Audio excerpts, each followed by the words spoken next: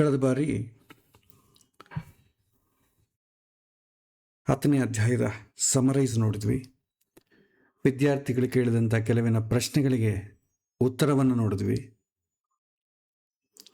10ನೇ ಅಧ್ಯಾಯವಾದಂಥ ವಿಭೂತಿ ಯೋಗದಲ್ಲಿ ಭಗವಂತ ತನ್ನ ಅನಂತ ರೂಪಗಳನ್ನು, ಶಕ್ತಿಯನ್ನು ಮತ್ತು ಪ್ರಭಾವವನ್ನು ಸಂಕ್ಷಿಪ್ತವಾಗಿ ವಿವರಣೆ ಮಾಡಿದ್ದಾನೆ.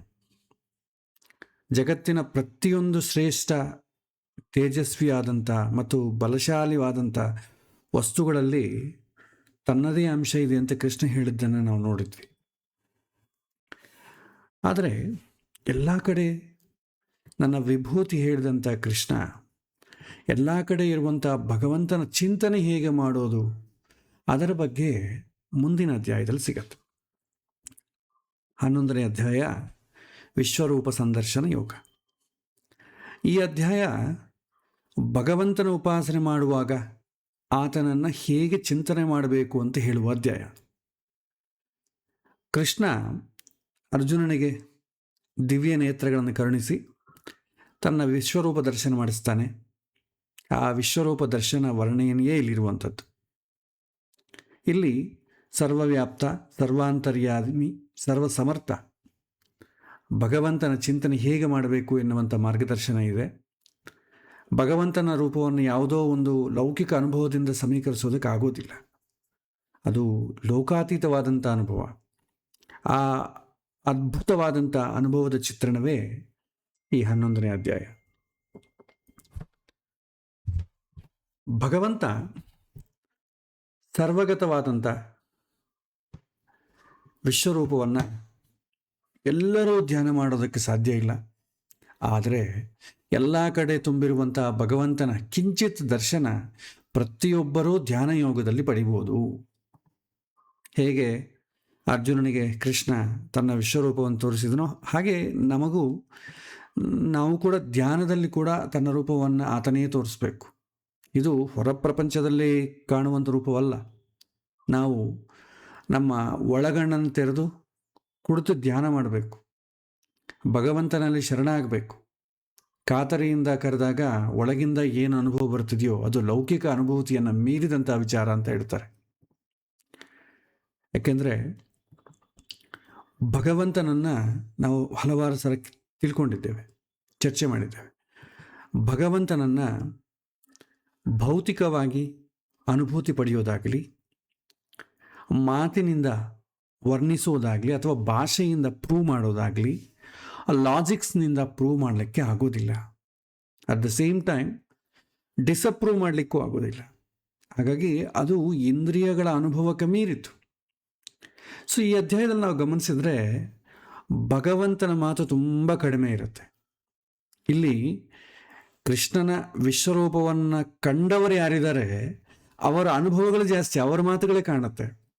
ಅವರು ಕಂಡಂಥ ರೀತಿಯನ್ನು ಕೇಳಿ ನಾವು ಭಗವಂತನನ್ನು ಕಾಣಲಿಕ್ಕೆ ಪ್ರಯತ್ನ ಮಾಡಬೇಕು. ಇದು ನಮ್ಮ ಅಂತರಂಗದ ಆಧ್ಯಾತ್ಮಿಕ ಸಾಕ್ಷಾತ್ಕಾರಕ್ಕೆ ಒಂದು ಪೂರಕವಾದಂಥ, ಧ್ಯಾನದ ದಾರಿಯಲ್ಲಿ ನಮ್ಮನ್ನು ಕೊಂಡೊಯ್ಯುವಂಥ ಬಹಳ ಮಹತ್ವದ ಅಧ್ಯಾಯ ಅಂತ ತಿಳ್ಕೊಳ್ಬೇಕು. ಅಧ್ಯಾಯಕ್ಕೆ ಪ್ರವೇಶ ಮಾಡೋದಕ್ಕಿಂತ ಮುಂಚಿತವಾಗಿ ನಾವು ಒಂದು ವಿಚಾರ ಬರ್ತದೆ. ನಮ್ಮಲ್ಲಿ ಕೆಲವರಿಗೆ ಈ ಪ್ರಶ್ನೆ ಮಾಡ್ತಾರೆ, ಅರ್ಜುನನಿಗೆ ಭಗವಂತನ ಸಂದೇಶವನ್ನು ಮನವರಿಕೆ ಮಾಡಿಸೋದಕ್ಕೆ ಕೃಷ್ಣ ತನ್ನ ವಿಶ್ವರೂಪ ದರ್ಶನ ಮಾಡಿಸ್ಬೇಕಾಯ್ತು. ಎಷ್ಟು ಜ್ಞಾನ ನಮಗೆ 10ನೇ ಅಧ್ಯಾಯದವರೆಗೂ ಭಗವಂತ ಎಷ್ಟೋ ವಿಚಾರಗಳನ್ನು ಮನವರಿಕೆ ಮಾಡ್ತಾನೆ. ಆದರೂ ಕೊನೆಗೆ ತನ್ನ ದರ್ಶನ ಮಾಡಿಸೋವರೆಗೂ ಅದು ಯಾವುದೂ ಅರಿವಾಗಲಿಲ್ಲ. ಅಂದರೆ ಸ್ವತಃ ಶ್ರೀಕೃಷ್ಣನಿಂದಲೇ ಉಪದೇಶ ಪಡೆದರೂ ಕೂಡ ಅರ್ಜುನಿಗೆ ಮನವರಿಕೆ ಆಗಲಿಲ್ಲ. ಇನ್ನು ನಮ್ಮಂಥವ್ರ ಪಾಡೇನು, ನಮಗೆ ಯಾರು ವಿಶ್ವರೂಪ ದರ್ಶನ ಮಾಡಿಸ್ತಾರೆ ಅಂತ ಯೋಚಿಸಿದವರು ಇದ್ದಾರೆ. ಆದರೆ ಇದರಲ್ಲಿ ಒಂದು ತಪ್ಪು ತಿಳುವಳಿಕೆ. ಅರ್ಜುನನಿಗೆ ಭಗವಂತನ ಸಂದೇಶ ಪೂರ್ಣ ಮನವರಿಕೆ ಆಗಿತ್ತು. ಈ ವಿಚಾರ ಈ ಅಧ್ಯಾಯದ ಮೊದಲ ಶ್ಲೋಕದಲ್ಲೇ ನಮಗೆ ಗೊತ್ತಾಗ್ತದೆ. ಅರ್ಜುನ ಹೇಳ್ತಾನೆ, ಮೋಹೋಯಂ ವಿಗತೋ ಮಮ ಅಂತ. ನಿನ್ನ ಮಹಿಮೆ ತಿಳಿದು ನನ್ನ ಎಲ್ಲ ಸಂಶಯವೂ ಕಳೆದು ಹೋಯಿತು ಅಂತ ಹೇಳ್ತಾನೆ. ಸೊ ಇದರಿಂದ ನಮಗೇನು ಗೊತ್ತಾಗುತ್ತೆ ಅಂತಂದರೆ, ಅರ್ಜುನ ಭಗವಂತನ ವಿಶ್ವರೂಪ ದರ್ಶನ ಬಯಸಿದ್ದು ಕೇವಲ ನೋಡಿ ಧನ್ಯರಾಗೋದಕ್ಕೋಸ್ಕರ ಅಷ್ಟೇ. ಸಾಮಾನ್ಯವಾಗಿ ಮನುಷ್ಯ ಸ್ವಭಾವ ಏನಂತಂದರೆ, ಒಂದು ವಿಷಯವನ್ನು ಕೇಳಿದ ಮೇಲೆ ಅದನ್ನೊಮ್ಮೆ ನೋಡಬೇಕು ಎನ್ನುವಂಥ ಸಹಜವಾದ ಅಭಿಲಾಷೆ ಇರ್ತದೆ. ಅರ್ಜುನ ಕೃಷ್ಣನ ಮುಂದಿಟ್ಟಿರುವುದು ಕೂಡ ಇಂಥದ್ದೇ. ಮುಂದಿನ 4 ಶ್ಲೋಕಗಳಲ್ಲಿ ಇದರ ಬಗ್ಗೆ ಅರ್ಜುನನ ಅಂತರಂಗ ಏನು ಅಂತಂಬುದು ನಮಗೆ ಗೊತ್ತಾಗ್ತದೆ. ನಾವು ಅಧ್ಯಾಯಕ್ಕೆ ಪ್ರವೇಶ ಮಾಡೋಣ. ಅರ್ಜುನ ಉವಾಚ ಮತ್ ಅನುಗ್ರಹಾಯ ಪರಂ ಗುಹ್ಯಂ ಅಧ್ಯಾತ್ಮ ಸಂಜ್ಞಿತಂ ಯತ್ವಯ ಉಕ್ತಂ ವಚಃ ತೇನ ಮೋಹ ಅಯಂ ವಿಗತಃ. ಅರ್ಜುನ ಹೇಳ್ತಾನೆ, ನಿನ್ನ ಮೇಲಿನ ಅನುಗ್ರಹದಿಂದ ಅಧ್ಯಾತ್ಮದ ಪರಮಗುಹ್ಯವಾದಂಥ ವಿಚಾರವನ್ನು ನನಗೆ ಹೇಳಿದೆ. ಇಲ್ಲಿ ಅನುಗ್ರಹ ಅಂತಂದರೆ ತಮ್ಮಿಂದ ಚಿಕ್ಕವರನ್ನು ಸರಿದಾರಿಯಲ್ಲಿ ತಂದು ಎತ್ತರಕ್ಕೇರಿಸಿ ಉದ್ಧಾರ ಮಾಡಬೇಕು ಎಂಬೋ ಹಿರಿಯರ ಇಚ್ಛೆ. ಅದೇ ದಾರಿ ತಪ್ಪಿ ನಡೆಯಲಿದ್ದಂಥ ನನ್ನನ್ನು ಸರಿದಾರಿಗೆ ತಂದು ಉದ್ಧಾರ ಮಾಡಿದೆ ಎನ್ನುವಂಥ ಭಾವವನ್ನು ಅರ್ಜುನ ವ್ಯಕ್ತಪಡಿಸ್ತಾನೆ. ಇಲ್ಲಿ ಮತ್ತಂತನೋ ಪದಕ್ಕೆ ಪದ ಬಳಕೆಯಾಗಿದೆ. ಮತ್ತಂತಂದರೆ ಕೇವಲ ನನ್ನ ಅಥವಾ ನನಗೆ ಅನ್ನುವಂಥ ಅರ್ಥ ಅಷ್ಟೇ ಅಲ್ಲ. ಮತ್ತೆನ್ನೋದಕ್ಕೆ ಒಮ್ಮೊಮ್ಮೆ ಎತ್ತಂಬೋ ಶಬ್ದಗಳು ಬರ್ತದೆ. ಸಮಸ್ತ ಜ್ಞಾನಿಗಳು ಅನ್ನುವಂಥ ಅರ್ಥವನ್ನು ಕೊಡುತ್ತೆ. ಆದ್ದರಿಂದ ಮದನುಗ್ರಹ ಅಂತಂದರೆ ಸಮಸ್ತ ಜ್ಞಾನಿಗಳ ಉದ್ಧಾರಕ್ಕೋಸ್ಕರ ಅಂತ ಅರ್ಥಗಳು ಬರ್ತದೆ. ಭಗವಂತ ಸಮಸ್ತ ಮನುಕುಲಕ್ಕೆ ಈ ಅಪೂರ್ವ ಸಂದೇಶವನ್ನು ತಲುಪಿಸೋದಕ್ಕೆ ಗೀತೆಯನ್ನು ಅರ್ಜುನನಿಗೆ ಉಪದೇಶ ಮಾಡಿ ಅದನ್ನು ತಾನೇ ವ್ಯಾಸರೂಪನಾಗಿ ದಾಖಲಿಸಿ ನಮಗೆ ಕೊಟ್ಟನೆ ಹೊತ್ತು ಕೇವಲ ಅರ್ಜುನನಿಗೋಸ್ಕರ, ಅವನಿಗೆ ಅನುಭವಕ್ಕೆ ಬರಲಿಕ್ಕೋಸ್ಕರ ಮಾತ್ರ ಅಲ್ಲ ಅಂತ ತಿಳ್ಕೊಳ್ಬೇಕು. ಈ ಪ್ರಪಂಚದಲ್ಲಿ ಹೇಳ್ತಾರೆ ಅತ್ಯಂತ ಗೋಪ್ಯವಾಗಿರಬೇಕಾದಂಥ ವಿದ್ಯೆ ಯಾವುದು ಅಂತಂದರೆ ಅಧ್ಯಾತ್ಮ ವಿದ್ಯೆ. ಯಾವಾಗಲೂ ಅಪೂರ್ವ ವಿಷಯವನ್ನು ಗೋಪ್ಯವಾಗಿಡ್ತಾರೆ. ಯಾಕೆಂತಂದರೆ ಅದು ದುರುಪಯೋಗ ಆಗಬಾರ್ದು ಮತ್ತು ಅದೇ ನಿರುಪಯೋಗ ಆಗಬಾರ್ದು. ಹಾಗಾಗಿ ಮಹತ್ವ ತಿಳಿದವ್ರಿಗೆ ಮಾತ್ರ, ಯಾರಿಗೆ ಬೇಕು ಅನಿಸ್ತಾ ಅವ್ರಿಗೆ ಮಾತ್ರ ತಲುಪಬೇಕು. ಅಧ್ಯಾತ್ಮ ಮನೋವಿಜ್ಞಾನ, ಜೀವ ವಿಜ್ಞಾನ ಮತ್ತು ಪರಮಾತ್ಮನ ವಿಜ್ಞಾನ, ಇಂತಹ ಅಪೂರ್ವ ವಿದ್ಯೆಯನ್ನು ಕೃಷ್ಣ ಅರ್ಜುನನ ಮುಂದೆ ತೆರೆದಿಟ್ಟಿರೋದಕ್ಕೆ ಅರ್ಜುನ ಭಗವಂತನನ್ನು ಕೊಂಡಾಡ್ತಾನೆ. ಮತ್ತು ಹೇಳ್ತಾನೆ, ಇದರಿಂದ ನನ್ನ ಎಲ್ಲ ಮಾನಸಿಕ ಗೊಂದಲ ಹೊರಟು ಹೋಯಿತು, ಮೋಹ ಕಳೀತು ಕೃಷ್ಣ ಅಂತ ಅರ್ಜುನ ಈ ಶ್ಲೋಕದಲ್ಲಿ ನಮಗೆ ಗೊತ್ತಾಗ್ತದೆ. ಮತ್ತೆ ಭವ ಅಪ್ಯಯೋ ಹಿ ಭೂತಾನಾಂ ಶ್ರುತೌ ವಿಸ್ತರಶಃ ಮಯಾ ತ್ವತ್ತಃ ಕಮಲಪತ್ರ ಅಕ್ಷ ಮಾಹಾತ್ಮ್ಯಂ ಅಪಿ ಚ ಅವ್ಯಯಂ. ಶ್ಲೋಕವನ್ನು ಬಿಡಿಸಿ ಬರೆದಿದ್ದೇನೆ. ಸಂಧಿಯೆಲ್ಲ ಕೂಡ ಸ್ವಲ್ಪ, ಯಾಕಂದರೆ ನಿಮಗೆ ಅರ್ಥ ಗೊತ್ತಾಗ್ತದೆ. ಇದರ ಅರ್ಥ ಏನಂತಂದರೆ, ಜೀವಿಗಳ ಭವ ಮತ್ತು ಅಪ್ಯಯಗಳ ಬಿತ್ತರವನ್ನು ನಾನು ನಿನ್ನಿಂದ ಕೇಳಿದೆ ಅಂತ ಹೇಳ್ತಾನೆ ಅರ್ಜುನ. ಇಲ್ಲಿ ಭವ ಮತ್ತು ಅಪ್ಯಯ ಅನ್ನೋದಕ್ಕೆ ಹುಟ್ಟು ಸಾವು, ಸೃಷ್ಟಿ ಸಂಹಾರ ಎನ್ನುವಂಥ ಅರ್ಥ ಇದೆ. ಇದರ ಜೊತೆಗೆ ಇನ್ನೂ ಒಂದು ರೋಚಕವಾದ ಅರ್ಥ ಇದೆ ಅಂತ ಹೇಳ್ತಾರೆ. ವೇದಕಾಲದ ಋಷಿಗಳು ಇದನ್ನು ಒಂದು ಹೊಸ ಅರ್ಥದಲ್ಲಿ ಬಳಸ್ತಾರೆ.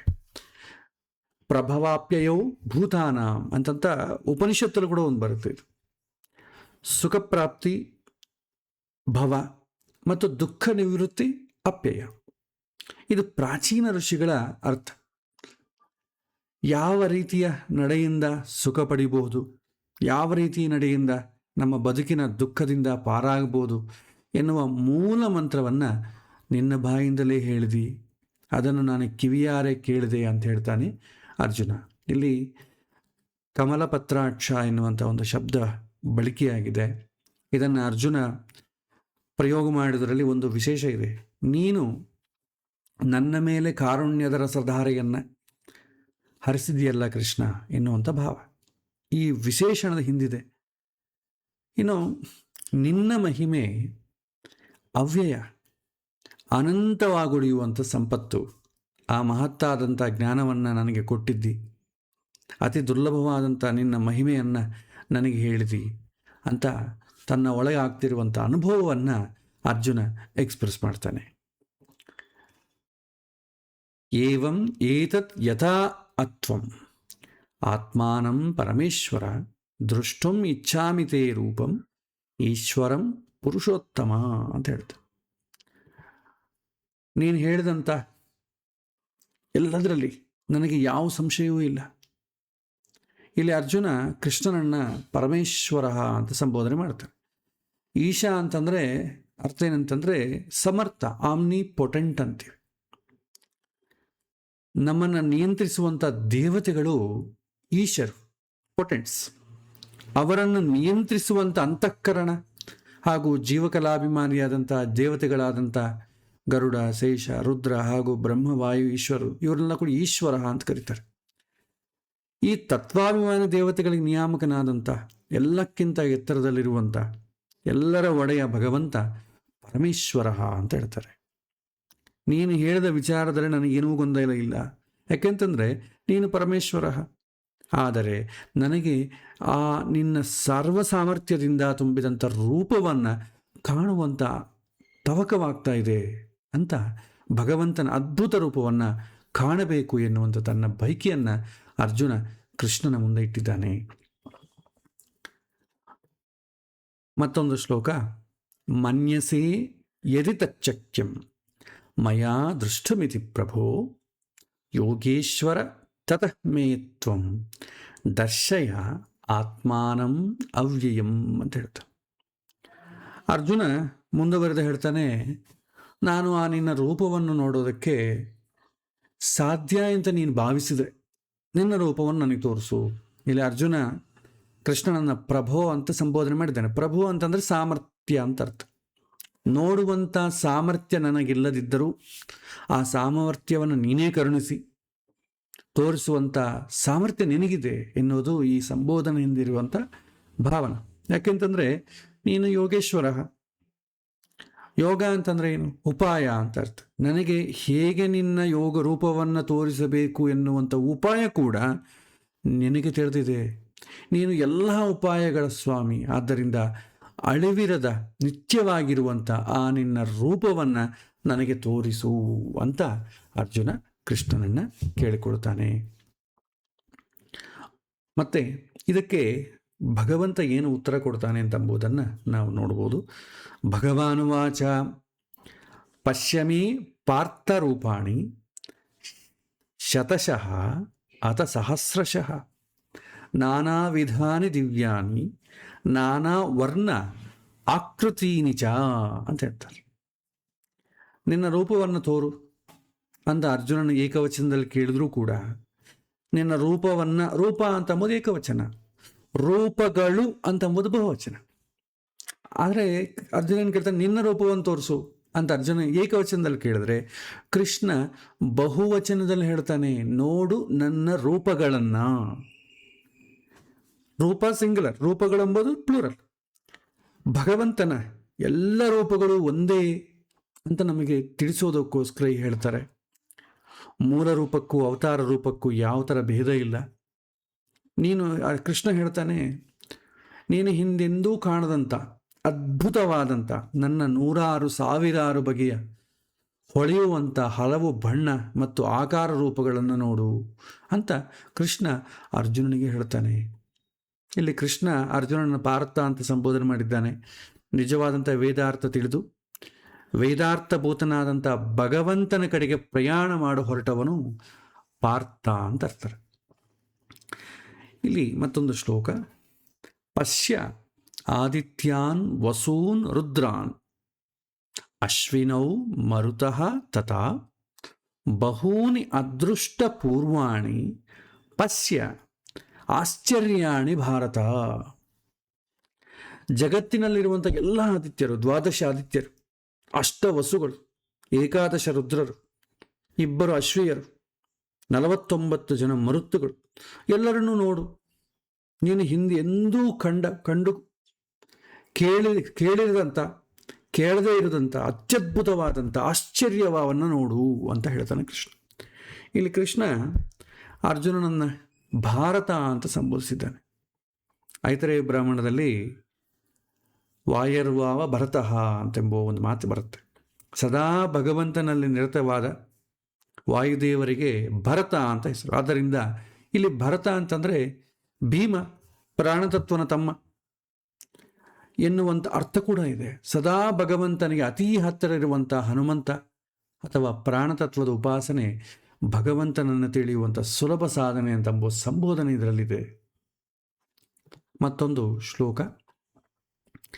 ಇಹ ಏಕಸ್ಥಂ ಜಗತ್ಕೃಷ್ಣಂ ಪಶ್ಯ ಅದ್ಯಸ ಚರ ಅಚರಂ ಮಮ ದೇಹೇ ಗುಡಾಕೇಶ ಯತ್ ಚ ಅನ್ಯತ್ ದೃಷ್ಟಂ ಇಚ್ಛಸಿ ಅಂತ. ನನ್ನ ದೇಹವನ್ನು ಆಶ್ರಯಿಸಿಕೊಂಡಿರುವಂಥ ಸಮಸ್ತ ವಿಶ್ವವನ್ನು ನೋಡ್ರಿ. ಬ್ರಹ್ಮಾಂಡದೊಳಗೆ ಏನೇನಿದೆಯೋ ಅದೆಲ್ಲವೂ ಇದೆ. ಚೇತನ, ಅಚೇತನ, ಚಲಿಸುವಂಥದ್ದು, ಚಲಿಸದೇ ಇದ್ದಂಥದ್ದು ಎಲ್ಲವೂ. ನಿನಗೆ ಏನು ನೋಡಬೇಕು ಅಂತ ನಿನ್ನ ಮನಸ್ಸಿನಲ್ಲಿ ಬಯಸ್ತಾ ಇದೆಯೋ ಅದನ್ನು ನೋಡು ಅಂತ ಹೇಳ್ತಾನೆ ಕೃಷ್ಣ. ಇಲ್ಲಿ ಕೃಷ್ಣ ಅರ್ಜುನನನ್ನು ಈ ಗುಡಾಕೇಶ ಅಂತ ಅಂಬೋ ಪದ ಭಾಳ ಕಡೆ ನಮಗೆ ಬಳಕೆಯಾಗಿದೆ. ಗುಡಾಕೇಶ ಅಂತ ಸಂಬೋಧನೆ ಮಾಡ್ತಾನೆ ಇಲ್ಲಿ. ಅಂದರೆ ಅಜ್ಞಾನ, ಆಲಸ್ಯ ಮತ್ತು ನಿದ್ದೆಯನ್ನು ಗೆದ್ದವನು, ಅವನನ್ನು ಗುಡಾಕೇಶ ಅಂತ ಕರೀತಾರೆ. ಇಲ್ಲಿ ಒಂದೊಂದು ಶ್ಲೋಕದಲ್ಲಿ ಒಂದೊಂದು ವಿಶೇಷಣ ಬಳಸಿದ್ದಾರೆ. ಈ ವಿಶೇಷಣದ ಹಿಂದೆ ಇರುವಂಥ ಅರ್ಥವನ್ನು ನೋಡಿದರೆ ನಮಗೆ ತಿಳಿಯೋದೇನಂತಂದರೆ, ನಮಗೆ ಭಗವಂತನ ತಿಳಿಬೇಕಾದರೆ ನಾವು ಕೂಡ ಪಾರ್ಥರಾಗಬೇಕು, ಭಾರತರಾಗಬೇಕು, ಗುಡಾಕೇಶರಾಗಬೇಕು. ವೇದಾರ್ಥ ತಿಳಿದು ವೇದಾರ್ಥಭೂತನಾದಂಥ ಭಗವಂತನ ಕಡೆಗೆ ಪ್ರಯಾಣ ಮಾಡುವನು ಪಾರ್ಥ. ಪ್ರಾಣತತ್ವದ ಉಪಾಸನೆ ಮಾಡುವಂಥವನು ಭಾರತ. ಅಜ್ಞಾನ, ಆಲಸ್ಯ ಗೆದ್ದು ಭಗವಂತನ ಚಿಂತನೆ ಮಾಡುವಂಥವನು ಗುಡಾಕೇಶ. ಆ ಭಗವಂತನ ರೂಪ ನಮಗೆ ತಿಳಿತಿ ಈ ಒಂದು ಗುಣಗಳಿದ್ದರೆ. ಮತ್ತೆ ನತು ಮಾಂ ಶಕ್ಯಸೆ ದೃಷ್ಟು ಅನೇನ ಏವ ಸ್ವಚಕ್ಷುಷಾ ದಿವ್ಯಂ ದದಾಮಿ ತೇ ಚಕ್ಷು ಪಶ್ಯಮೇ ಯೋಗಂ ಐಶ್ವರಂ. ಭಗವಂತನ ರೂಪವನ್ನು ಈ ನಮ್ಮ ಹೊರಗಣಿನಿಂದ ನೋಡ್ಲಿಕ್ಕೆ ಸಾಧ್ಯವೇ ಇಲ್ಲ. ಸ್ವರೂಪಭೂತನಾದಂಥ ಆ ಭಗವಂತನನ್ನು ನಾವು ನಮ್ಮ ಸ್ವರೂಪಭೂತವಾದಿಂದ ಕಣ್ಣಿನಿಂದ ಮಾತ್ರ ನೋಡ್ಲಿಕ್ಕೆ ಸಾಧ್ಯ. ಈಗ ನೋಡಿ, ನಮಗೂ ಎಕ್ಸ್ಪೀರಿಯನ್ಸ್ ಮಾಡೋ ಕಾಲಕ್ಕೆ ಕಣ್ಣು ಏಕಕಾಲಕ್ಕೆ ಒಂದು ಡೈರೆಕ್ಷನಲ್ಲೇ ನೋಡುತ್ತೆ, ಸರ್ಟನ್ ಡಿಗ್ರೀಸ್. ಅಷ್ಟಕ್ಕಿಂತಲೂ ಜಾಸ್ತಿ ನಮಗೆ ಕಣ್ಣು ಎದುರುಗಡೆ ಇರೋದು ನಮಗೆ ಇಮಿಡಿಯೇಟ್ಲಿ ಕಾಣುತ್ತೆ. ಸೈಡಲ್ಲಿರೋದು ಅಬ್ಸರ್ವ್ ಮಾಡ್ತೇವೆ. ಇನ್ ಕೇಸಲ್ಲಿ ನೋಡಬೇಕಾದ್ರೆ ಸ್ವಲ್ಪ ತಲೆ ತಿರುಗಿಸ್ತೇವೆ. ಬ್ಯಾಕ್ ಸೈಡ್ ಇರೋದಂತೂ ಕಾಣೋದೇ ಇಲ್ಲ. ಓನ್ಲಿ ಒಂದು ಡೈರೆಕ್ಷನ್ ಮಾತ್ರ ಕಾಣುತ್ತೆ ಕಣ್ಣು. ಆದರೆ ಮನಸ್ಸನ್ನು ನೋಡಿ, ಕಣ್ಣು ಮುಚ್ಚಿದರೆ ನಿಮಗೆಲ್ಲವೂ ಕಾಣುತ್ತೆ. ಮನಸ್ಸಂಬೋದ್ರಲ್ಲಿ ಈ ಎಲ್ಲೆಲ್ಲಿ ಏನೇನಿದೆ ನೀವು ತಲೆ ತಿರುಗಿಸೋ ಕೆಲಸ ಇಲ್ಲ. ಆಟೋಮೆಟಿಕಾಗಿ ಮನಸ್ಸಲ್ಲಿ ಒಂದು ಚಿತ್ರ ಬಂದ್ಬಿಡ್ತದೆ. ಅದಕ್ಕೆ ದೇವಸ್ಥಾನಕ್ಕೆ ಹೋಗೋ ಕಾಲಕ್ಕೆ ನಮ್ಮ ಹಿರಿಯರು ಹೇಳ್ತಿದ್ರು, ಪ್ರದಕ್ಷಿಣೆ ನಮಸ್ಕಾರ ಮಾಡಿ. ಹಿಂದೆ ಪ್ರದಕ್ಷಿಣೆ ನಮಸ್ಕಾರ ಯಾಕೆ ಮಾಡಬೇಕು ಅಂತ ಹೇಳ್ತಾ ಇದ್ದಿದ್ದೇ ಬೇರೆ. ಈಗ ನಾವು ಯಾವುದಕ್ಕೋಸ್ಕರ ಮಾಡ್ತೀವಿ ಅದರ ಅರ್ಥವೇ ಬೇರೆ. ಈಗ ನಾವು ಮಾಡೋದೇನಂತಂದರೆ, ಪ್ರದಕ್ಷಿಣೆ ಮಾಡಿದರೆ ಭಗವಂತನ ಅನುಗ್ರಹ ಸಿಗತ್ತೆ. ಭಗವಂತ ತನ್ನ ಸುತ್ತೂ ಸುತ್ತಿದವರು. ನಾವು ಅಷ್ಟೇ ಅಲ್ವಾ, ಯಾರನ್ನ ಏನಾದರೂ ಹೆಲ್ಪ್ ಬೇಕಾದ್ರೆ ಈ ಒಬ್ಬ ಮನುಷ್ಯನ ಹಿಂದೆ ಸುತ್ತಾ ಇದ್ರೆ, ನಕ್ಷತ್ರಗಳಿಂದ ಸುತ್ತಾ ಇದ್ದಾನಲ್ಲಪ್ಪ, ಇವನಿಗೆ ಏನೋ ಒಂದು ಮಾಡಿಬಿಡೋಣ, ಬಗೆಹರಿಸ್ಬಿಡೋಣ ಅಂತ ನಾವು ಅಂದ್ಕೊಳ್ತೇವೆ. ಅದೇ ರೀತಿ ಭಗವಂತನಿಗೆ ಕೊಂಡು ನಾವು ಅಪ್ಲೈ ಮಾಡ್ಕೊಂಡು ಹಾಗೆ ಸುತ್ತೀವಿ. ಅದು ಬೇಜಾರಿಂದ ಸುತ್ತೀವಿ. ಇಲ್ಲಿ ಭಗವಂತನ ಹತ್ರದಿಂದ ಏನೋ ಪಡಿಬೇಕು ಅಂತ ಸುತ್ತೀವಿ. ಹಾಗೆ ಯಥಾಶಕ್ತಿ ನಾವು ಪ್ರದಕ್ಷಿಣೆ ಮಾಡ್ತೇವೆ. ಇನ್ನು ವಿಶೇಷವಾಗಿ 108 ಸಲ ಮಾಡಿ, 1008 ಸಲ ಮಾಡಿ ಅಂತ ಅಡ್ವೈಸ್ ಮಾಡೋರು ಇದ್ದಾರೆ.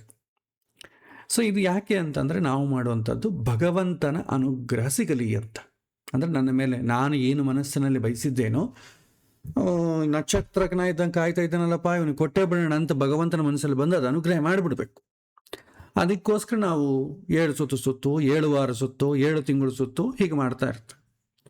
ಪ್ರಾಚೀನರು ಏನು ಮಾಡ್ತಿದ್ರು, ಅವರ ಉದ್ದೇಶ ಏನು ಪ್ರದಕ್ಷಿಣೆ ಹಿಂದೆ ಇರುವಂಥದ್ದು ಅಂತಂದರೆ, ಹಿಂದಿನ ಕಾಲದಲ್ಲಿ ಎಲ್ಲ ಕೆಲಸವನ್ನು ಬಿಟ್ಟು ದೇವಸ್ಥಾನಕ್ಕೆ ದಿನಾಗೂ ಹೋಗುವಂಥ ಸಮಯ ಯಾರಿಗೂ ಇರ್ತಿದ್ದಿಲ್ಲ. ಮನೆಯಲ್ಲೇ ಸ್ನಾನಾದಿ ಸಂಧ್ಯಾವಂದನೆಗಳು ಮಾಡಿ ದೇವರು, ಬ್ರಾಹ್ಮಣರಂತೂ ದೇವಸ್ಥಾನಕ್ಕೆ ಹೋಗೋ ಅವಶ್ಯಕ, ಯಾಕೆಂದರೆ ಅವ್ರು ಇಂದು ನಿತ್ಯ ಉಪಾಸನ ಗ್ರಂಥಗಳಲ್ಲಿ ಅವ್ರು ದೇವರು ನೋಡ್ತಾ ಇರ್ತಾರೆ. ಅವ್ರು ಯಾರೆಲ್ಲರೂ ಕೂಡ ಕಾಡಿನಲ್ಲಿ ಇರ್ತಿದ್ರು. ಆದ ಕಾರಣ ದೇವಸ್ಥಾನದ ಹತ್ರ ಮನೆ ಮಾಡಿಕೊಂಡು ಯಾರು ಇರ್ತಿದ್ದಿಲ್ಲ. ಆಗಿನ ಕಾಲ ನೋಡಿ, ಈಗ ಇದ್ದಷ್ಟು ದೇವಸ್ಥಾನಗಳಾಗಿಲ್ಲ, ಈಗೆಲ್ಲ ಹೊಸದಾಗಿದೆ. ಹಿಂದೆ ರಾಜರುಗಳೆಲ್ಲ ಕೂಡ ಅವರ ದರ್ಶನಕ್ಕೆ, ಅವರ ರಾಜಗಾಂಭೀರ್ಯ, ಅವರು ಚಿಕ್ಕ ಚಿಕ್ಕ ದೇವರ ಮನೆಯನ್ನು ನೋಡ್ತಿದ್ದು, ದೊಡ್ಡ ದೊಡ್ಡದು ಕಟ್ಟಿಸ್ತಿದ್ರು. ಹಾಗಾಗಿ ಎಷ್ಟೋ ದೇವಸ್ಥಾನಗಳು ಕಟ್ಟಿಸಿದ್ದೆಲ್ಲ ಕೂಡ ರಾಜರೇ. ಅದನ್ನು ಒಂದು ಸಣ್ಣ ವಿಗ್ರಹ ಇದು ಕೂಡ ದೊಡ್ಡ ದೇವಸ್ಥಾನ, ಯಾಕಂದರೆ ಅವನ ಆಗಿನ ಪ್ರೆಸ್ಟೇಜ್ ಇಶ್ಯೂ ಅದು. ಅಷ್ಟು ದೊಡ್ಡದು ಕಾಡ್ತವೆ. ಇವತ್ತು ನಾವು ದೊಡ್ಡ ದೊಡ್ಡ ವಿಗ್ರಹಗಳನ್ನು, ಫಲಕಗಳನ್ನು ನಾವು ಹಾಕ್ತೀವಲ್ಲ, ಅದೇ ರೀತಿ ಹಿಂದಿನ ಕಾಲ ರಾಜರು ಅದೊಂದು ಹೆಮ್ಮೆ ಇದ್ದಂಗೆ ಅವರು. ಸಾಮಾನ್ಯ ಜನರಿಗೆ ಏನಂತಂದರೆ, ಬ್ರಾಹ್ಮಣಂತೂ ಹೋಗ್ತಿದ್ದಿಲ್ಲ, ಕ್ಷತ್ರಿಯರಿಗೆ ಅದೊಂದು ಸ್ಟೇಟಸ್ ಇಶ್ಯೂ. ವೈಶ್ಯರು ಯಾವಾಗೂ ಕೂಡ ಅವರು ಊರಲ್ಲಿ ಇರ್ತಿದ್ದಿಲ್ಲ, ಯಾವಾಗೂ ಸಂಚಾರ ಮಾಡ್ತಿದ್ರು. ಯಾಕಂದರೆ ಬೇರೆ ಕಡೆ ಹೋಗು, ಅದನ್ನು ಕೊಂಡ್ಕೊಂಡು ಬಾ, ಇಲ್ಲಿ ಮಾರು, ಅವರಿಗೆಲ್ಲ ಟೈಮ್ ಇರ್ತದೆ. ಇನ್ನು ಕಾಯಕಷ್ಟ ಕೆಲಸ ಮಾಡೋರು ಇವು ಯಾವಾಗ ಹೊಲದಲ್ಲೇ ಇರ್ತಿದ್ರು, ಅವ್ರ ಕೆಲಸ ಅವ್ರು ಮಾಡ್ಕೊಳ್ತಿದ್ರು. ಸೂರ್ಯನ ನೋಡಿ ಒಂದು ನಮಸ್ಕಾರ ಮಾಡ್ತಿದ್ರು, ಮನೆಗಿರೋ ದೇವರನ್ನ ನಮಸ್ಕಾರ ಮಾಡ್ತಿದ್ರು. ಯಾರಿಗೂ ದೇವಸ್ಥಾನದಲ್ಲಿ ಹೋಗಿ ಕೂತು ಪ್ರದರ್ಶನ ಮಾಡೋಷ್ಟು ಸಮಯ ಯಾರಿಗಿದೆ? ನೀವು ಹಳ್ಳಿಯಲ್ಲಿ ನೋಡಿ, ಯಾರಿಗೂ ಇರಲ್ಲ. ಈಗ ಮಾಡ್ತಾರೇನೋ ಆಗಲಿ, ಹಿಂದೆ ಈಗ ಮಾಡೋದು ಬೇರೆ, ಭಯದಿಂದನೋ ಏನೋ ಒಂದು ಪಡಿಬೇಕು ಅಂತ ಉದ್ದೇಶ. ಹಿಂದಿನ ಕಾಲ ಡೈಲಿ ರೂಟ್ಲೈನ್ ನೋಡಿದ್ರೆ ಆ ಥರ ಇಲ್ಲ. ಆಗಿನ ಕಾಲದಲ್ಲಿ ಯಾತ್ರೆ ಮಾಡ್ತಿದ್ರು, ಈ ಥರ ಬದ್ರಿ ಯಾತ್ರೆ, ಕಾಶಿ ಯಾತ್ರೆ, ಅಥವಾ ತಿರುಪತಿ ಯಾತ್ರೆ ಅಂತ ಅಂದ್ಕೊಡಿ. ತಿರುಪತಿ ಯಾತ್ರೆ ಮಾಡ್ತಿದ್ರು, ವರ್ಷಕ್ಕೊಮ್ಮೆ ಹೋಗ್ತಿದ್ರು. ವರ್ಷಕ್ಕೊಮ್ಮೆ ಹೋಗಿ ಅಲ್ಲಿ ದರ್ಶನ ಮಾಡಿ ಭಗವಂತನನ್ನು ನೋಡಿ, ಅಲ್ಲಿ ಸುತ್ತೂ ಇರುವಂಥ ವಾತಾವರಣವನ್ನು ಮನಸ್ಸಿಗೆ ರಿಕಾರ್ಡ್ ಮಾಡಿಕೊಳ್ಳಿಕ್ಕೆ ಹೇಳ್ತಿದ್ರು. ಯಾಕಂದರೆ ಆ ಅನುಭವ ಮತ್ತೆ ಮನೆಗೆ ಹೋದರೆ ಬರಬೇಕಲ್ಲ, ಮರೆತು ಹೋದರೆ ಕಷ್ಟ. ಅದಕ್ಕೆ ಏನು ಹೇಳ್ತಿದ್ರು, ಅದು ನಿಧಾನವಾಗಿ ಒಂದು ಗರ್ಭಿಣಿ ಸ್ತ್ರೀ ಹೇಗೆ ನಡೀತಾಳೋ ಅಷ್ಟೇ ನಿಧಾನವಾಗಿ ಪ್ರದಕ್ಷಿಣೆ ಮಾಡಿದರೆ, ಆ ಪ್ರದಕ್ಷಿಣೆ ಮಾಡಿದಲ್ಲಿ ಆ ಪ್ರದಕ್ಷಿಣೆ ಮಾಡುವಂಥ ಪಥದಲ್ಲಿರುವಂಥ ಎಲ್ಲ ವಿಗ್ರಹಗಳು, ಆ ವೈಬ್ರೇಷನ್ಸು ಎಲ್ಲವನ್ನು ರೆಕಾರ್ಡ್ ಮಾಡಿಕೊಳ್ತಾರೆ. ಮನೆಗೆ ಹೋದ ನಂತರ ಒಂದ್ಸಲ ಕಣ್ಣು ಮುಚ್ಚಿ ನಾವು ತಿರುಪತಿಗೆ ಹೋಗಿದ್ದಲ್ವ, ಆ ಅನುಭವವನ್ನು ತೋರಿಸುವಂಥ ಮನಸ್ಸಿಗೆ ರಿಕ್ವೆಸ್ಟ್ ಮಾಡಿದ ತಕ್ಷಣ ನಮಗೆ ಆದಂಥ ಅನುಭವಗಳೆಲ್ಲವೂ ಬರುತ್ತೆ.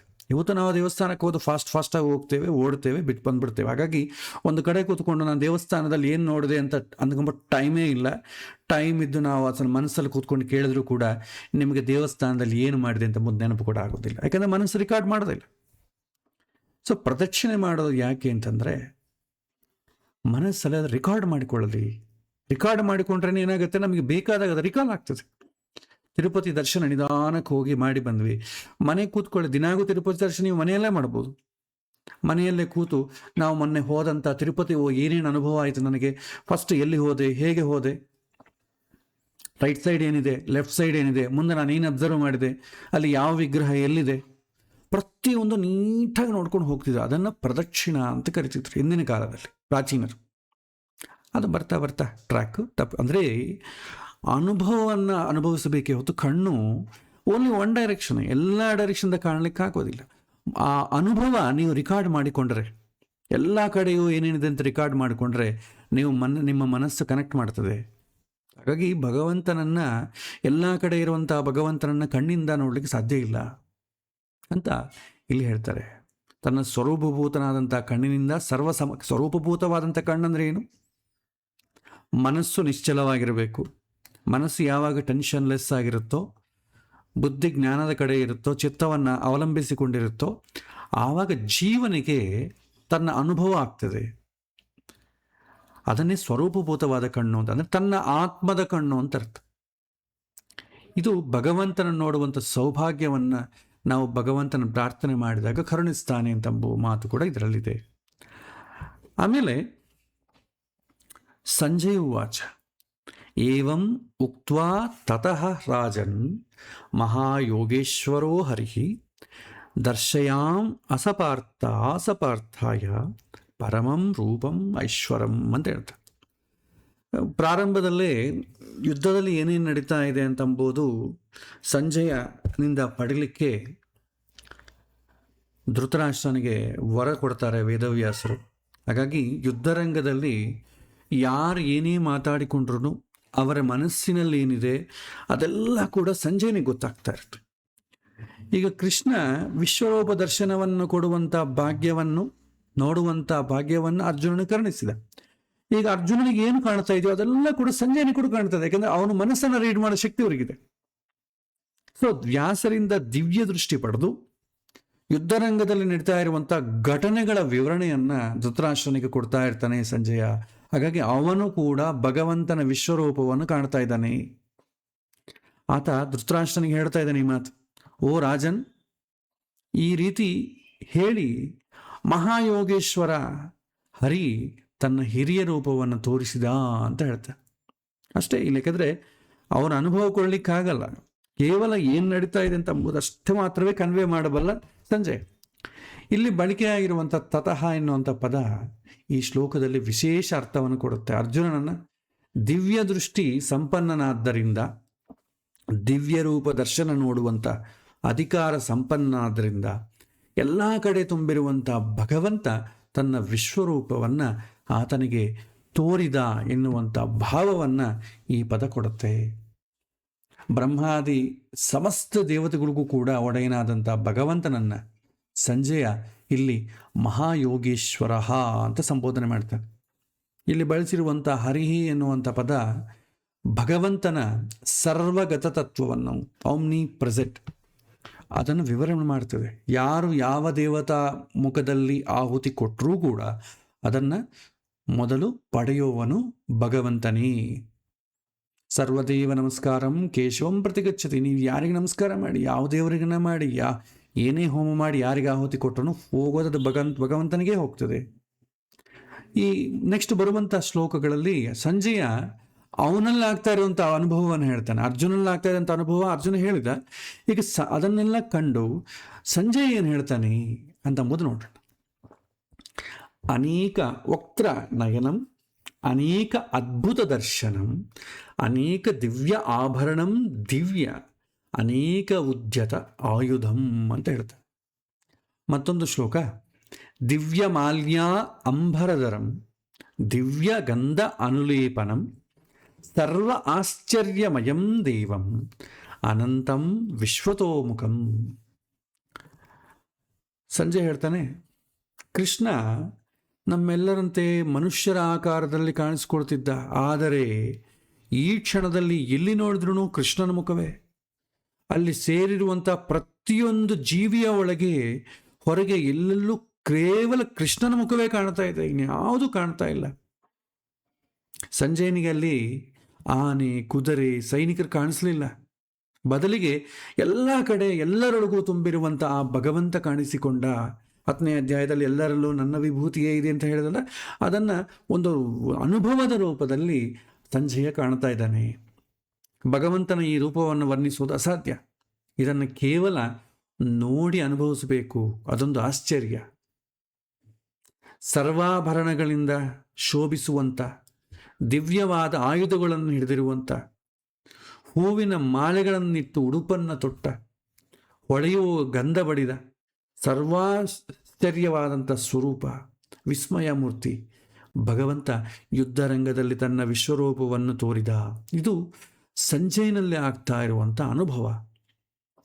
ಮತ್ತೆ ದಿವಿ ಸೂರ್ಯ ಸಹಸ್ರಸ್ಯ ಭವೇತ್ ಯುಗಪತ್ ಉತ್ಥಿತ ಯದಿ ಬಾ ಸದೃಶಿ ಸಾ ಸ್ಯಾತ್ ಭಾಸ ತಸ್ಯ ಮಹಾತ್ಮನಃ ಅಂತ ಹೇಳ್ತಾನೆ.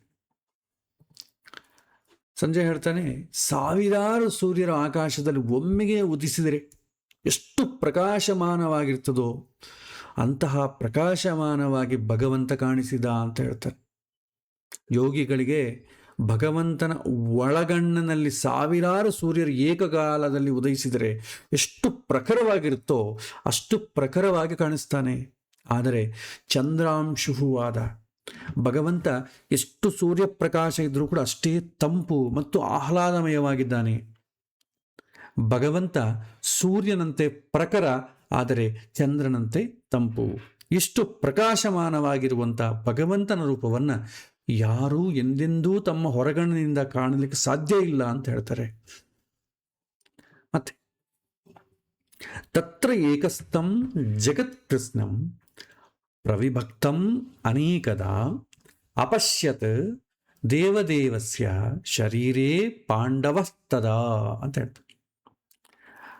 ಭಗವಂತ ಅರ್ಜುನನಿಗೆ ರಣರಂಗದಲ್ಲಿ ತೋರಿದಂಥ ವಿಶ್ವರೂಪ ತುಂಬ ವಿಶಿಷ್ಟವಾದ.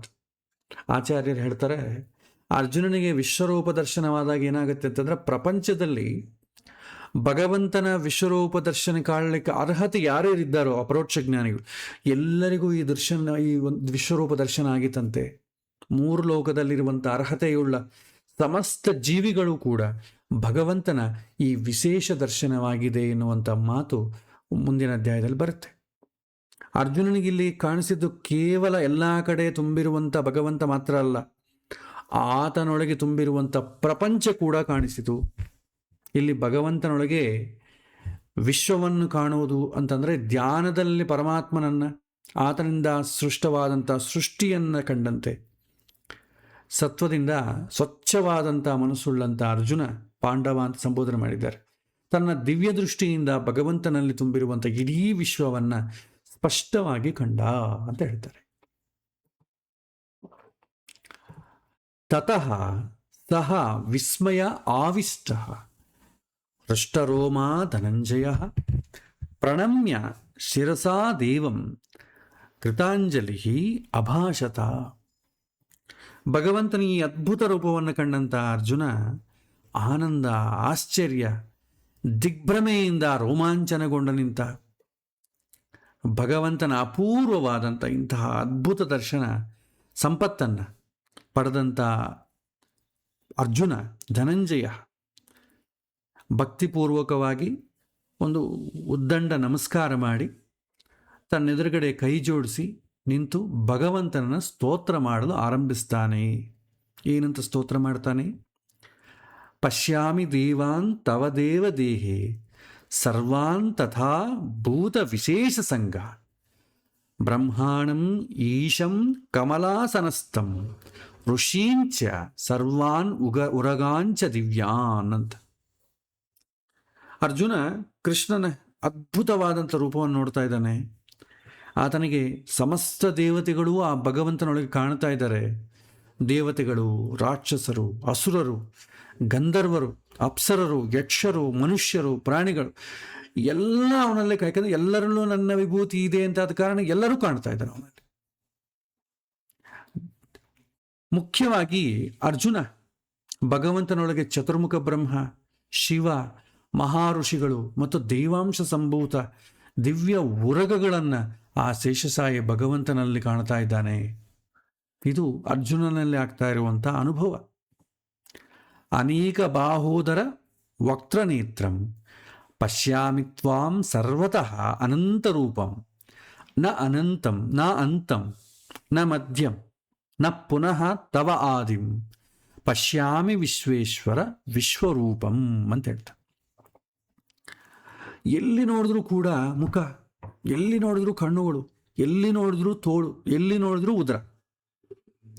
ಈ ಶ್ಲೋಕ ಪುರುಷ ಸೂಕ್ತಕ್ಕೆ ಅದರಲ್ಲಿ ಕೂಡ ನಾವು ಈ ವ್ಯಾಖ್ಯಾನ ನೋಡಬಹುದು, ರೂಪದಲ್ಲಿ ಇರ್ತದೆ. ಪುರುಷ ಸೂಕ್ತದಲ್ಲಿ ಹೇಳ್ತಾರೆ, ಓಂ ಸಹಸ್ರಾದೀರ್ಷ ಪುರುಷ ಸಹಸ್ರಾಚ ಸಹಸ್ರಾಪಾತ್. ಭಗವಂತನಿಗೆ ಸಹಸ್ರಾರು ಶಿರಗಳು, ಸಹಸ್ರಾರು ಕಣ್ಣುಗಳು. ಸಹಸ್ರ ಅಂತಂದರೆ ಸಾವಿರ ಅಂತ ಒಂದೇ ಅರ್ಥ ಅಲ್ಲ. ಸಹಸ್ರ ಅಂತಂದರೆ ಸಾವಿರ, ಅದಕ್ಕಿಂತಲೂ ಜಾಸ್ತಿ, ಅಂದರೆ ಜಾಸ್ತಿ ಅಂತ ಅಂಬೋ ಸಂಬೋಧನೆಯಲ್ಲಿ ಅಲ್ಲಿದೆ. ಕೇವಲ ಸಾವಿರ ರೂಪಗಳಂತ ಅರ್ಥ ಅಲ್ಲ. ನೂರಾರು ಅಂತ ಅಂತೀವಲ್ಲ, ನೂರಾರು ಅಂದರೆ ಓನ್ಲಿ 100ಗಿಂತಲೂ ಜಾಸ್ತಿ ಇಲ್ಲ. ಅದೇ ರೀತಿಯಲ್ಲಿ ನಾವಿಲ್ಲಿ ಅರ್ಥ ಮಾಡ್ಕೋಬೇಕು. ಎಲ್ಲಿ ಏನೇನು ಕಾಣಬೇಕೆಂದು ಅಪೇಕ್ಷೆ ಪಟ್ಟಂಥ ಅರ್ಜುನ ಕಂಡನು, ಆ ರೀತಿಯಲ್ಲಿ ಅಲ್ಲೆಲ್ಲಿ ಆ ರೀತಿ ಬಯಸಿದ್ದು ಅವನಿಗೆ ಕಾಣಿಸುತ್ತೆ. ಅವನ ಮನಸ್ಸಲ್ಲಿ ಏನೇನು ಕಾಣಿಸ್ಬೇಕು ಅಂತ ಅಂದ್ಕೊಡ್ತಾ ಇರ್ತಾನೆಯೋ ಅದು ಕಾಣ್ತಾ ಇರುತ್ತೆ, ಬದಲಾಗ್ತಾ ಇರುತ್ತೆ. ಇವನ ಮನಸ್ಸಲ್ಲಿ ಯಾವಾಗ ಥಾಟ್ಸ್ ಬದಲಾಗ್ತದೋ ಅದಕ್ಕೆ ತಕ್ಕಂತೆ ಭಗವಂತನ ವಿಶ್ವರೂಪದಲ್ಲಿರೋದೆಲ್ಲವೂ ಬದಲಾಗ್ತಾ ಇದೆ. ನಾವು ಏನೇನು ವಿಭೂತಿಯನ್ನು ಕಂಡಿದ್ದೀವಿ, ನಾವು ಕೇಳಿದ್ದೀವೋ 10ನೇ ಅಧ್ಯಾಯದಲ್ಲಿ, ಅಲ್ಲಿ ಭಗವಂತನ ರೂಪ ಐರಾವತದಲ್ಲಿದೆ, ನಾಗನಲ್ಲಿದೆ, ಸೂರ್ಯನಲ್ಲಿದೆ. ಹೀಗೆಲ್ಲ ಮನಸ್ಸಿನಲ್ಲಿ ಅಂದುಕೊಂಡ ತಕ್ಷಣ ಎಲ್ಲ ಕಡೆ ಅವನ ಮನಸ್ಸಲ್ಲಿ ಇದೆಯೋ ಅದೇ ಹೊಳಿಲಿಕ್ಕೆ ಆರಂಭಿಸ್ತದೆ. ಭಗವಂತ ಅದೇ ಹೇಳ್ತಾರೆ, ಇದು ಒಂದು ವಿಚಿತ್ರವಾದಂಥ ಅನುಭವ, ಇದನ್ನು ವಿವರಿಸೋದು ಅಸಾಧ್ಯ. ಕೇವಲ ಅನುಭವಿಸಬೇಕೇ ಹೊತ್ತು ಅದನ್ನು ವಿವರಿಸ್ಲಿಕ್ಕೆ ಆಗೋದಿಲ್ಲ. ಅನಂತ ರೂಪಿ ಭಗವಂತನ ರೂಪಕ್ಕೆ ತುದಿ ಬುಡ ಇಲ್ಲ. ಸಮಸ್ತ ಜಗತ್ತಿನ ಸ್ವಾಮಿ ಭಗವಂತ ಅಣುವಿಗಿಂತ ಅಣು ಕೂಡ ಹೌದು, ಮಹತ್ವಮಯವಾದಂಥ ಅವನು ಕೂಡ ಹೌದು. ಭಗವಂತನ ಈ ರೂಪವನ್ನು ಧ್ಯಾನದಲ್ಲಿ ಕಾಣೋದು ಬಹಳ ಕಷ್ಟ. ಶಾಸ್ತ್ರಕಾರ ಹೇಳ್ತಾರೆ, ಧ್ಯಾನದಲ್ಲಿ ಭಗವಂತನ ಪೂರ್ಣ ಶರೀರ ಕಾಣಬೇಕು ಅಂತ ಕೊಡ್ತಾರೆ, ಏನೂ ಕಾಣೋದಿಲ್ಲ. ಅದಕ್ಕಾಗಿ ಹೇಳ್ತಾರೆ,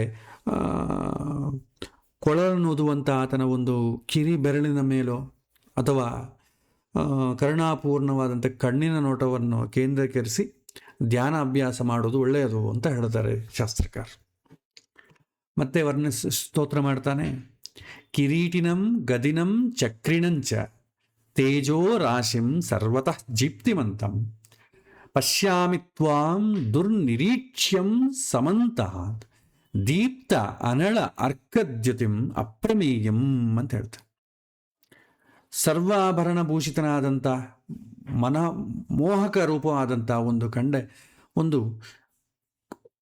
ಒಂದು ಕಡೆ ಆದರೆ ಇನ್ನೊಂದು ಕಡೆ ಚಕ್ರ ಗದೆಯನ್ನು ಹಿಡಿದಂಥ ಶತ್ರು ಭಯಂಕರ ರೂಪವನ್ನು ಇನ್ನೊಂದು ಕಡೆ ನೋಡ್ತಾ ಇದ್ದಾನೆ. ಹೀಗೆ ಎಲ್ಲವೂ ಒಂದು ಬೆಳಕಿನ ಪುಂಜದಲ್ಲಿ ಕಾಣ್ತಾ ಇದೆ. ನೋಡಲಾಗದ್ದನ್ನು ಸ್ಪಷ್ಟವಾಗಿ ನೋಡ್ತಿರುವಂಥ ಅನುಭವ ಆಗ್ತಾ ಇದೆ ಅವನಿಗೆ. ಅದು ಸುಡುವ ಬೆಂಕಿಯೋ ಅಥವಾ ಹೊಳೆಯುವ ಸೂರ್ಯನೋ ಅವನಿಗೆ ಗೊತ್ತಾಗ್ತಾ ಇಲ್ಲ. ಅದೊಂದು ಅರಿಯಲಾಗದ ಅತ್ಯದ್ಭುತವಾದಂಥ ಅಪೂರ್ವ ರೂಪ. ಬೆಂಕಿ ಅಂದರೆ ಸುಡಬೇಕು, ಆದರೆ ತಂಪಾಗಿದೆ, ನೋಡ್ಲಿಕ್ಕೇನೋ ಬೆಂಕಿ ಇದೆ. ಇದು ಆ ಅನುಭವ ಅವನಿಗೆ ಗೆಸ್ ಮಾಡಲಿಕ್ಕೆ ಆಗ್ತಾ ಇಲ್ಲ ಅಂತ ಅಂಬೋದು ಇಲ್ಲಿ ಹೇಳ್ತಾರೆ. ಆಮೇಲೆ ತ್ವಮಕ್ಷರಂ ಪರಮಂ ವೇದಿತವ್ಯಂ ತ್ವಮಸ್ಯ ವಿಶ್ವಸ್ಯ ಪರಂ ನಿಧಾನಂ ತ್ವಮವ್ಯಯಃ ಶಾಶ್ವತ ಧರ್ಮಗೋಪ್ತ ಸನಾತನಸ್ತ್ವಂ ಪುರುಷೋ ಮತೋಮೇ ಅಂತ ಹೇಳ್ತಾರೆ. ನೀನು ಅಕ್ಷರಂ ಪರಂ ಅಂತ ಹೇಳ್ತಾನೆ ಅರ್ಜುನ್. ಇಲ್ಲಿ ಅಕ್ಷರ ಅಂತಂದ್ರೆ ಸರ್ವವ್ಯಾಪ್ತ, ನಾಶ ಇಲ್ಲದ ತತ್ವ ಅಂತ. ಸರ್ವಾಭಿಷ್ಟಪ್ರದ ಸರ್ವಶಬ್ದವಾಚ್ಯಾದಂಥ ಅರ್ಥಗಳು ಕೂಡ ಬರುತ್ತೆ. ನಾವು ತಿಳಿದುಕೊಳ್ಳಬೇಕಾದ ಇರುವಂಥದ್ರಲ್ಲಿ ಸರ್ವಶ್ರೇಷ್ಠವಾದದ್ದು ಯಾವುದು ಅಂತಂದರೆ ಭಗವಂತ. ಅರ್ಜುನ ಹೇಳ್ತಾನೆ, ನೀನು ಇಡೀ ಜಗತ್ತಿನ ಸೃಷ್ಟಾರ, ಆಶ್ರಯದಾತ, ಸಮಸ್ತ ಜಗತ್ತಿನ ಮೂಲಾಶ್ರಯ, ಅನಾದಿ ಅನಂತ ಕಾಲದಲ್ಲಿ ಶಾಶ್ವತ ಧರ್ಮವನ್ನು ರಕ್ಷಣೆ ಮಾಡುವಂಥವನು ನೀನು, ಸಮಸ್ತ ವೇದ ಪ್ರತಿಪಾದ್ಯ ನೀನು ಎನ್ನುವುದು ನನ್ನ ಮನವರಿಕೆ ಆಗ್ತಾ ಇದೆ ಕೃಷ್ಣ ಅಂತಂಬುದು ಇಲ್ಲಿ ಅರ್ಜುನ ಅದನ್ನಲ್ಲಿ ಆಗ್ತಾ ಇರುವಂಥ ಅನುಭವವನ್ನು ಇಲ್ಲಿ ಹೇಳ್ತಾನೆ. ಮತ್ತೊಂದು ಶ್ಲೋಕ.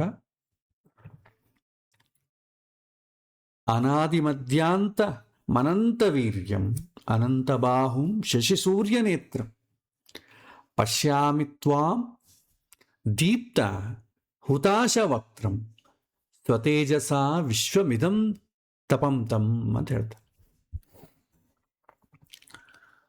ನಿನ್ನ ಗುಣಗಳಿಗೆ ಆದಿ ಅಂತ ನಡುವೆಂಬುದೇ ಇಲ್ಲ.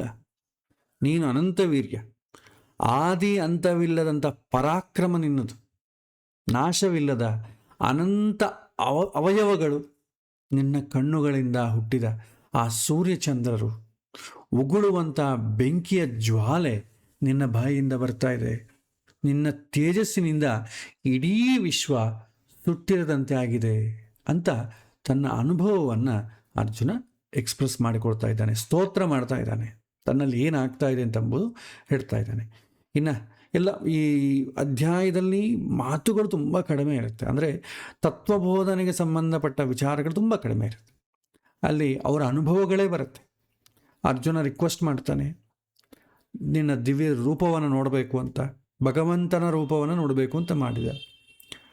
ಭಗವಂತ ತನ್ನ ರೂಪಗಳನ್ನು ತೋರಿಸಿ, ಅಂದರೆ ಇಡೀ ಸಮಸ್ತ ವಿಭೂತಿಗಳಲ್ಲಿ ಅವನೇ ಇದ್ದಾನಲ್ವ, ಹಾಗಾಗಿ ಎಲ್ಲ ಅವನೇ ತೋರಿಸ್ತಾನೆ.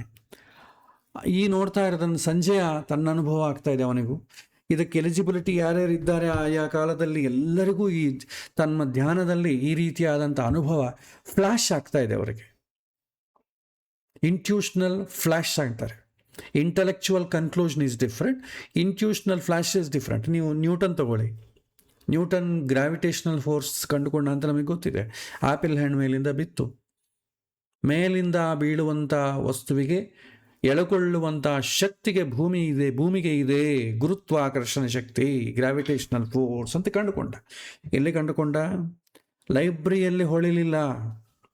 ಲೈಬ್ರರಿಯಲ್ಲಿ ಹೊಡೆದಿದ್ರೆ ಬೇರೆ, ಅದು ಇಂಟೆಲೆಕ್ಚುವಲ್ ಕನ್ಕ್ಲೂಷನ್. ಇವನು ಆರಾಮಾಗಿ ಕೂತಿದ್ದ, ಮೇಲಿಂದ ಆಪಲ್ ಹಣ್ಣು ಬಿತ್ತು. ಹಾಗಾಗಿ ಅವನಿಗೆ ಮೇಲಿಂದ ಕೆಳಗೆ ಬಿಡಬೇಕು, ಮೇಲೆ ಹೋಗ್ಬೋದಲ್ವಾ. ಸೊ ಮೇಲಿಂದ ಎಲ್ಲ ಟೆಸ್ಟ್ ಮಾಡಿದ, ಆವಾಗ ಅವನಿಗೆ ಫ್ಲ್ಯಾಶ್ ಆಯಿತು. ಆ ಫ್ಲ್ಯಾಶ್ ಯಾಕಾಯಿತು? ಈ ಒಂದು ಲ್ಯಾಬೊರೇಟ್ರಿಲಿ ಯಾಕಾಗಲಿಲ್ಲ? ಅವನಿಗೆ ಆ್ಯಪಲ್ ಹಣ್ಣು ಕೆಳಗೆ ಕೂತಾಗೆ ಆಯಿತು. ಆರ್ಕಿಮೆಡಿಸ್ಗೂ ಅಷ್ಟೇ, ಬಾತ್ರೂಮಲ್ಲಿ ಹೊಳಿತು, ಲ್ಯಾಬೊರೇಟ್ರಿಲಿ ಹೊಳಿಲಿಲ್ಲ. ಎಷ್ಟೋ ಅನುಭವಗಳು ನಮಗೆ ಹೊಳಿಬೇಕು. ಇದ್ದಕ್ಕಿದ್ದಾಗ ನಮಗೊಂದು ಥಾಟ್ ಬರುತ್ತೆ. ಈ ಪ್ರೋಗ್ರಾಮಿಂಗ್ ಮಾಡೋರಿಗಾಗಲಿ, ಏನೋ ಒಂದು ಬಿಸ್ನೆಸ್ ಮಾಡೋರಿಗಾಗಲಿ ತಲೆ ಚಚ್ಚಿಕೊಡ್ತಾ ಇರ್ತಾರೆ.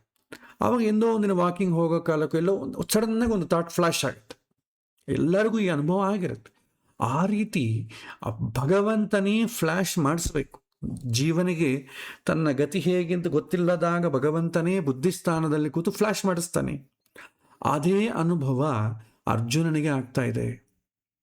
ಅದನ್ನು ಅರ್ಜುನ ವರ್ಣನೆ ಮಾಡ್ತಾ ಹೋಗ್ತಾನೆ. ಇನ್ನು ಹಲವಾರು ಶ್ಲೋಕಗಳಲ್ಲಿ ಇದರ ವರ್ಣನೆ ಸಿಗತ್ತೆ. ಸದ್ಯಕ್ಕೆ ಇವತ್ತಿನ ಪಾಠದಲ್ಲಿ ಇಷ್ಟು ಸಾಕು.